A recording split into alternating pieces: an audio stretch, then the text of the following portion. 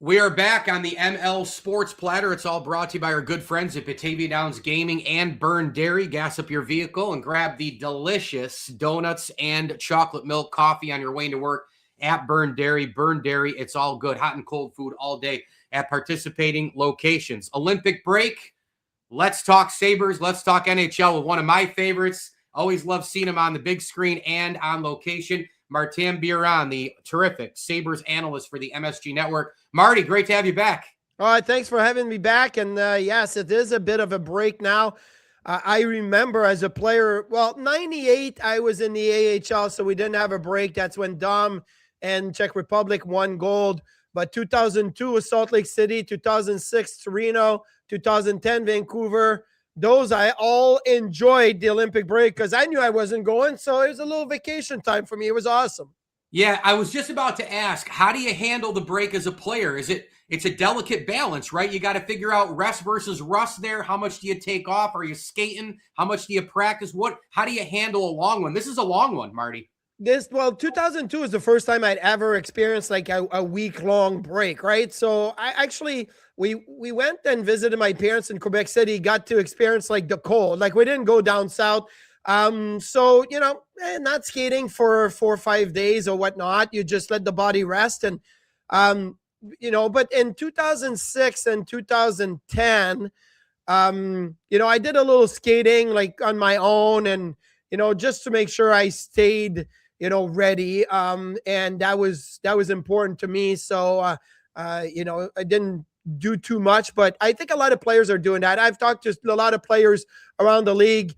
Some of them are taking like, it's about a 10, 12 days break, right? Some of them are going to take a 6-day vacation and then they come back and they're going to skate. Some of them are heading out to Florida or Arizona or California and they're bringing their equipment. They're skating too. So there's going to be some golfing, I'm sure. And there's going to be some beach time, I'm sure, because I feel that to me. Anyway, the break is more of a family break. Like the players, you get to go, especially if you're in Buffalo, you get to go to Florida to play Tampa and the Panthers. You get to go to California. You get to go to Vegas, Arizona, or not Arizona, Utah, whatever. You get to go to other places. You get your chance to travel, but your family is like, the kids are in school or whatever, and you don't get to do the normal spring break vacation or February break vacation. So now it's like, okay, we're doing it for the family. So I think that's why it's more important. When they come out, they being the Buffalo Sabres, I mean, what an unreal run to get back in it. They're in the playoff hunt here. They won 10 in a row, lost to Columbus, and then went on another big streak. Yep. And they're right there to break this drought. When they come out, how do you think they're going to play? What do you like most? What do you like least? Get into it here in terms of when they come back, because a lot of these games were front loaded, right? They got about, just less than 30 games. How do you think they're going to handle this pressure and coming back and getting back in it here? Because this is, Marty, breaking this drought's a big deal. They got to get rid of this thing. Yeah, so 25 games left, and the Sabres are at 70 points right now. I predict it's going to take probably 97 or 98 points to get into the playoffs. So you need to play at minimum 3 games over NHL 500 in the last 25 games. You need to get 28 points in 25 games. Look, that's not impossible to do. That's very, very doable. But it's not, you don't want to limp in. You don't want to say, we got there and just barely got there. Sabres are in the first wild card spot right now, but had beat the last game before the break, they would be sitting in second place in the Atlantic Division. So that's the other thing is that, you got Columbus, you got Washington, you got Ottawa, you got Toronto, you got Florida, you got these teams behind you. You got Boston in the second wild card. But for me, I'm looking ahead. I'm looking at Montreal, Detroit, Tampa even. Tampa has just been on a tear of late, so they've put themselves first in the Atlantic Division. But I look at they're in a great spot. The Sabres are. What people's reaction is, they've been playing so well. This is a bad timing for the break. I don't believe that at all. Because you know what? Montreal's been playing so well, and Detroit's been playing so well, and Tampa's been playing so well. And you want to be in the playoff spot, you have to have been playing so well. Pittsburgh's been playing so well. Like everybody that is in a playoff spot right now is playing well. Yeah. So It's what you do when you come out of the break. And the biggest change or maybe help the Sabres are going to get out of the break is health. Zach Benson, is he going to be healthy to come back after the break? They said it's not the worst case scenario. He got injured before the break and a little rehab and whatnot should be fine. Josh Norris is probably going to come back after the break. You're going to get bodies healthy and into the lineup and players that you need. The reason the Sabres went on a 10-game winning streak is because you got healthy.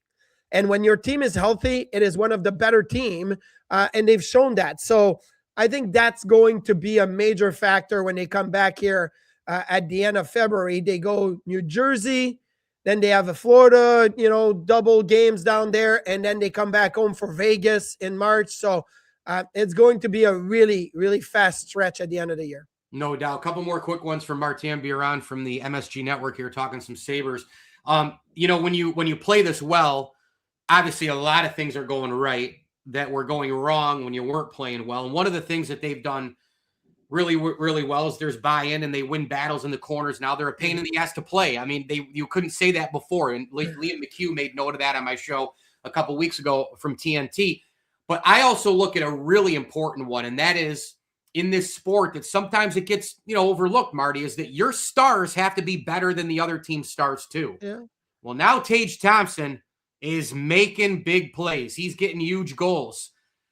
Gosh, and Rasmus has been unbelievable. Dahlin, he's been crazy good with all the off-the-ice stuff that he's gone through. Man, we all think of him on a daily.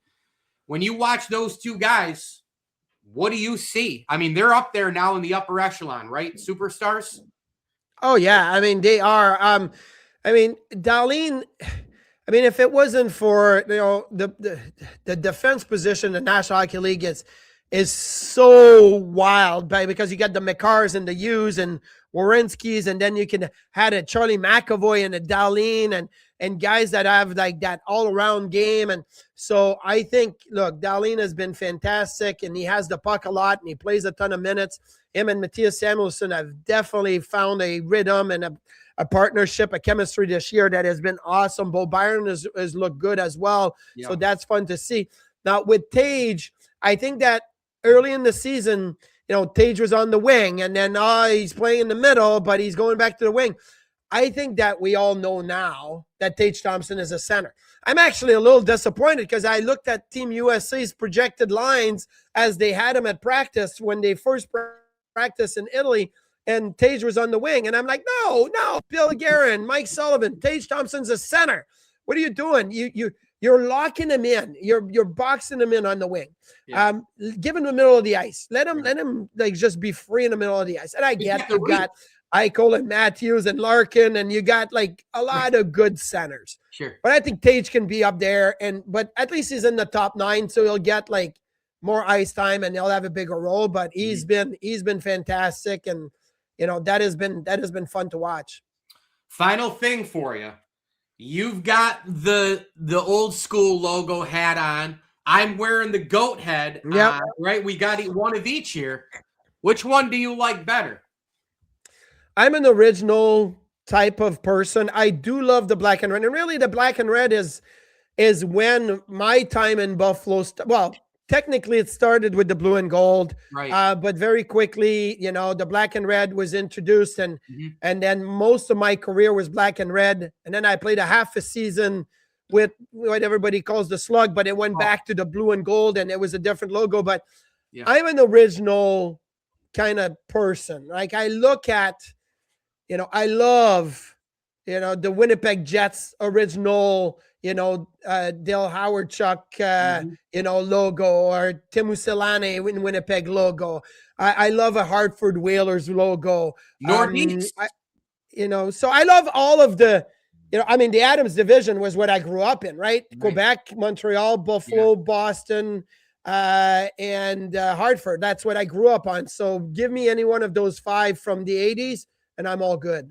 Awesome stuff. MSG Network Buffalo Sabres analyst Martin Biron. It's all brought to you by Burn Dairy and Batavia Downs Gaming. Stay, play, dine, and win. Watch the Sabres on the big screens at 34 Rush as well. Book your package at BataviaDownsGaming.com. Marty, it looks like my dog came in just to say goodbye to you, okay? I love it. Well, my dog is sleeping somewhere down here too. So that's usually coming right up to me being like, hey, I want to be on your lap. So I love that. All right, we're going to enjoy the break, but make no mistake about it. When we're back, I can't wait in a way to the Olympics being over because I can't wait to watch the Sabres and the NHL and you guys on the big screen. Martin Biron, thank you. You're the best. I appreciate you. Thanks. Anytime.